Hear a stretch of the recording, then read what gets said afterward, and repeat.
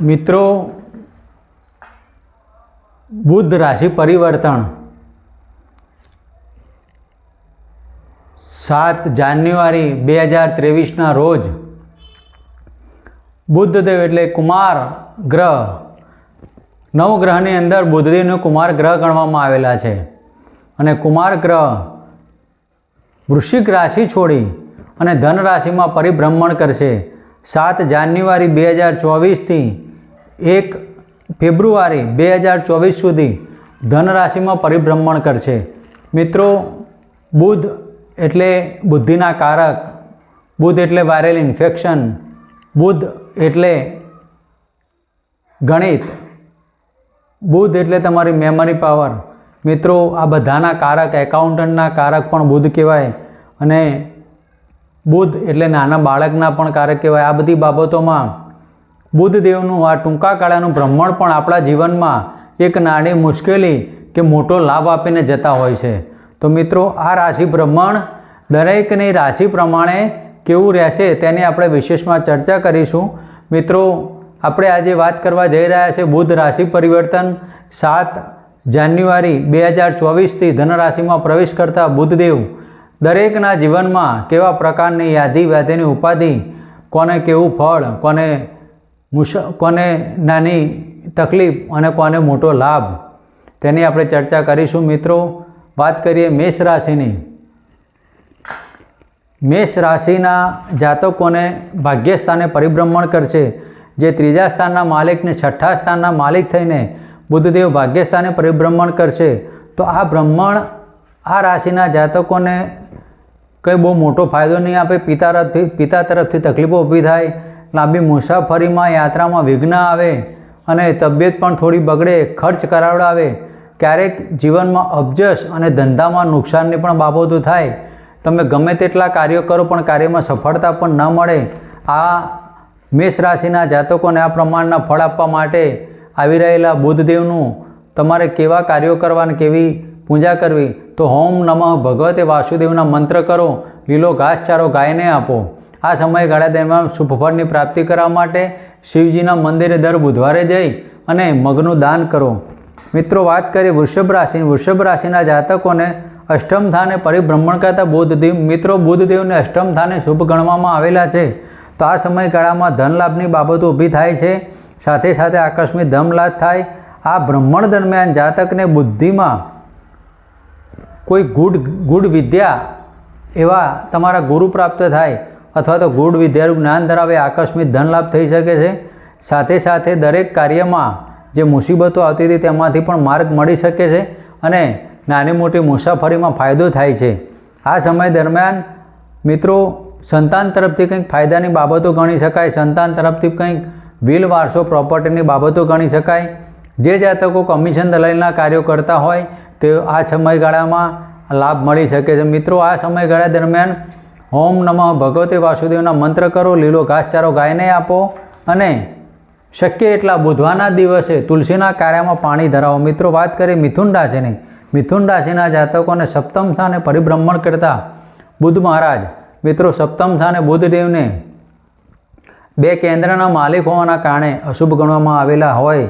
મિત્રો, આ સમય દરમિયાન પતિ પત્ની સાથે નાના મોટા કલેશને વિવાદો ઊભા થાય છે, સાથે મન દુઃખ પણ કરાવે છે, પતિ પત્નીના જાતીય સંબંધોમાં પણ ઉણપ આપે છે, શારીરિક સુખ આપવા દેતા નથી, ઘણીવાર માદગીની બાબતો પણ ઊભી થાય છે।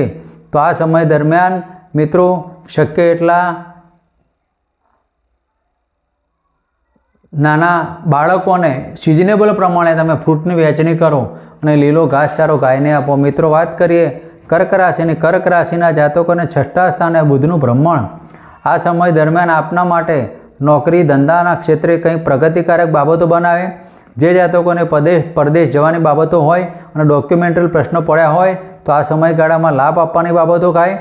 આર્થિક જગ્યાએ તમારી ઉન્નતિના યોગ બને છે, કોઈપણ કાર્યમાં સફળતા અપાવે છે।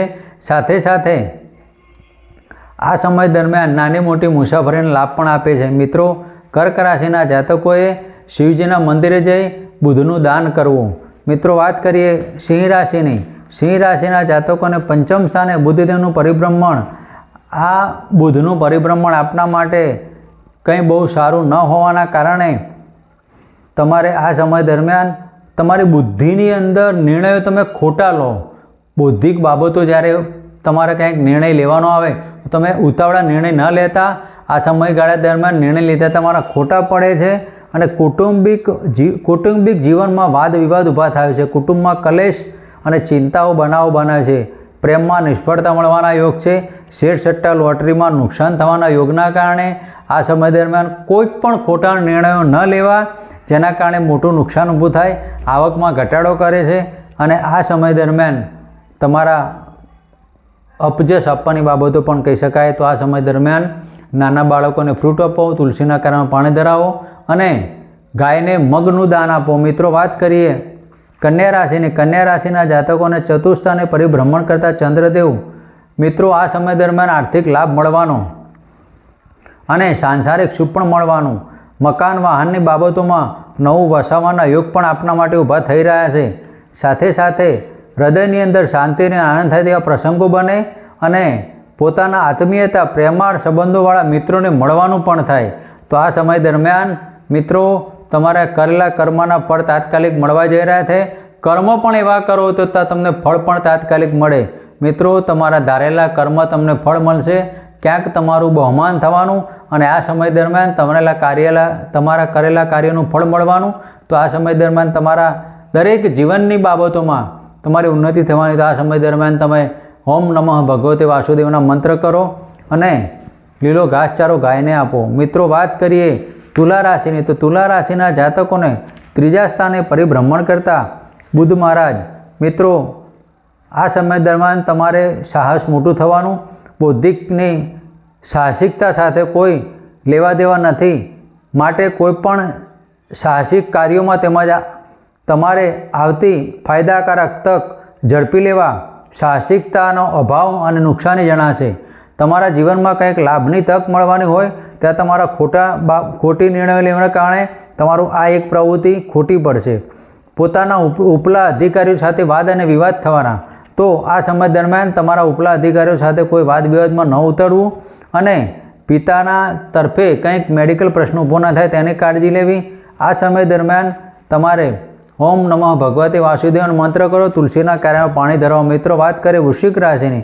વૃશ્ચિક રાશિના જાતકોને બીજા સ્થાને પરિભ્રમણ કરતા બુધદેવ મિત્રો આ સમયગાળામાં કૌટુંબિક સુખ અને શાંતિમાં વધારો થાય. આર્થિક પાસું તમારું મજબૂત બને. પોતાના ધારેલા કાર્યોમાં સફળતા મળે. નોકરી અને ધંધામાં આર્થિક લાભ મળવાના બાબતો બની શકાય. આકસ્મિક ધન લાભની બાબતો પણ બને. તો વૃશ્ચિક રાશિના જાતકોએ આ સમય દરમિયાન તુલસીના ક્યારામાં પાણી ધરાવવું અને નાના બાળકોને સિદ્ધિમૂળ પ્રમાણે ફ્રૂટ વહેંચવા. મિત્રો, વાત કરીએ ધનરાશિની. ધનરાશિના જાતકોને આ સમય દરમિયાન તમારે માદગીની બાબતો પ્રાપ્ત થાય છે. કોઈપણ જગ્યાએ તમારે ખાવા પીવાની બાબતોમાં ધ્યાન રાખવું. મેડિકલ પ્રશ્નો ઊભો ન થાય તેની પણ કાળજી લેવી. માનસિક અસ્વસ્થતા અને ઉદાસીનતા રહે. કોઈપણ આળસ અને બેદરકારી કાઢી નાખજો. ખોટા વાદ વિવાદમાં અને સમય તમારો વ્યર્થ ના કરતા, નહીંતર આ સમયમાં તમારે કંઈક મોટી મુશ્કેલી ના આવી શકે તેની કાળજી લેવી. મિત્રો, વાત કરીએ મકર રાશિની. તો મકર રાશિના જાતકોને 12મા સ્થાને પરિભ્રમણ કરતા બુધ મહારાજ મિત્રો આ સમય દરમિયાન દરેક મકર રાશિના જાતકોએ પીછેહટ થાય છે. માનસિક અને આર્થિક નુકસાનોના યોગ બને છે. કોઈપણ કાર્યમાં આર્થિક લેવામાં અને તેમાં નિષ્ફળતા પ્રાપ્ત થાય છે. બૌદ્ધિકતા દૂર થાય છે. બૌદ્ધિકતાનો દુર્વ્યય થાય છે. પોતાના હિત અને શત્રુઓને નુકસાન થાય છે. તો આ સમય દરમિયાન તમારે શક્ય એટલા શિવજીના મંદિરે તુલસીના 11 પાન ધરાવી અને સમય પાસ કરવો. મિત્રો, વાત કરીએ કુંભ રાશિની. તો કુંભ રાશિના જાતકોને એકાદશ ભાવમાં પરિભ્રમણ કરતા બુધદેવ મિત્રો દરેક કાર્યમાં લાભકારી બાબતો બની શકે. તમારી દરેક બાબતો લાભની રચના થવાની. ધંધો, નોકરી કે કોઈ પણ વ્યવસાય કરતા હોય તેવા જાતકોને આર્થિક પાસું મજબૂત બનવાનું અને આર્થિકમાં વૃદ્ધિ થવાની. આ ભ્રમણમાં સંતાનોના અભ્યાસમાં પ્રગતિ કરાવવાની અને લગ્ન પણ કરાવી શકાય. તંદુરસ્તી સારી રહે. કુટુંબમાં વડીલો તેમજ અંગત મિત્રો સાથે લાભ મળવાની બાબતો થાય. આ સમય દરમિયાન તમારા સંતાન તરફથી કંઈક સારા સમાચાર મળે, શેર સટ્ટા લોટરીમાં પણ લાભ મળે.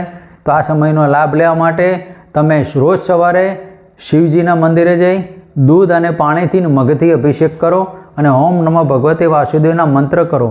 મિત્રો, વાત કરીએ મીન રાશિની. મીન રાશિના જાતકોને દસમ સ્થાને પરિભ્રમણ કરતા બુધ મહારાજ ધંધામાં ઘણો લાભ આપવાના. ધંધામાં નવા માણસોની ઓળખાણો થાય, નવું વાહન કે નવું મકાન લેવાના યોગ પણ બને છે, અથવા તેમાં કંઈક નવું રિનોવેશન કરવાની બાબતો પણ બની શકે છે. હૃદય અને મનની અંદર શાંતિ થાય તેવા બનાવો પણ બને છે.